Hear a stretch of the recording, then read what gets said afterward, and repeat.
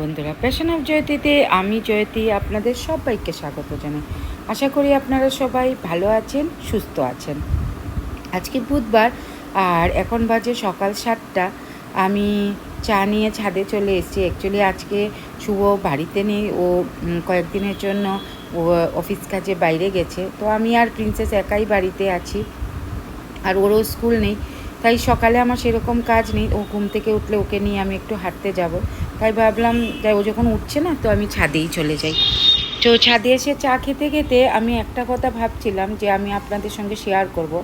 সেটা হচ্ছে গিয়ে এমন একজন মানুষের কথা আমি আপনাদের সঙ্গে শেয়ার করছি, যে কিনা আমাদের মতো নিউ কামার্সদেরকে, যারা আমরা এখন মাত্র এই প্ল্যাটফর্মে পা রেখেছি, মানে নিরন্তর উনি আমাদেরকে সাপোর্ট করে যাচ্ছেন। মানে উনি হচ্ছেন গিয়ে রেহানা করিম ব্লগের রেহানাদির কথা বলছি। মানে আমি যবে থেকে ওনার সঙ্গে আমার পরিচয়, তখন থেকে উনি আমাকে সাপোর্ট করছেন। শুধু আমাকে না, আমার মতো সব নিউ কামার্সদেরকে উনি সাপোর্ট করছেন, তারপর গাইড করছেন। থ্যাংক ইউ রেহানাদি, এইভাবে আমাদেরকে সাপোর্ট করার জন্য। আর আমার একটা জিনিস ওনার ভালো লাগে, যেটা হচ্ছে কি উনি খুব স্পষ্টবাদী।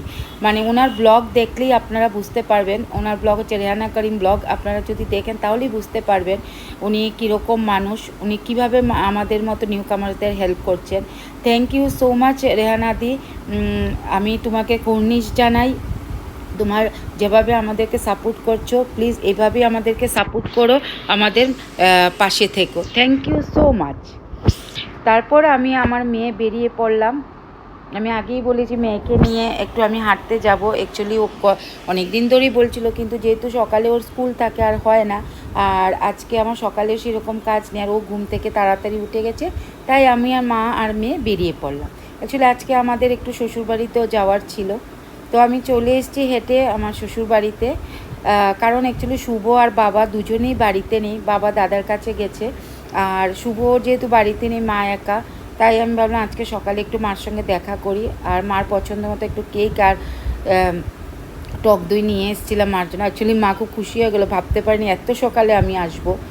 তো সকালে এসে শুনলাম যে আজকে ছোটো মা, মানে আমাদের মানে আমার ছোটো কাকি শাশুড়ি আর পিসি শাশুড়ি মা আজকে মার এখানে খাবে দুপুরে। মানে তাহলে ওদের আড্ডাটা ভালোই জমবে, তো ওদের এখানে খাবে। তো সেটাই মা বলছিল যে তাহলে তুই রান্না করিস না, আমি যা রান্না হবে তা পাঠিয়ে দেবো। আর আমিও মনে মনে খুশি হয়ে গেলাম, আমার বেশি কিছু করতে হবে না। আর মা রান্না করে পাঠালে তো ভালো খাবারই পাঠায়। তারপর মা রান্না করে পাঠিয়ে দিয়েছিল। মা পাঠিয়েছিল লাঞ্চে মাছের ঝোল, বিউরির ডাল আর মাছের ডিমের বড়া। আর আমি করেছিলাম চিংড়ি মাছের ঝাল প্রিন্সেসের জন্য, আলু ভাজা আর একটা নিরামিষ সবজি। এই ছিল আমাদের মা মেয়ের খাবার আজকে। মা পাঠিয়ে দেয়, খুব ভালোই হয়েছিল।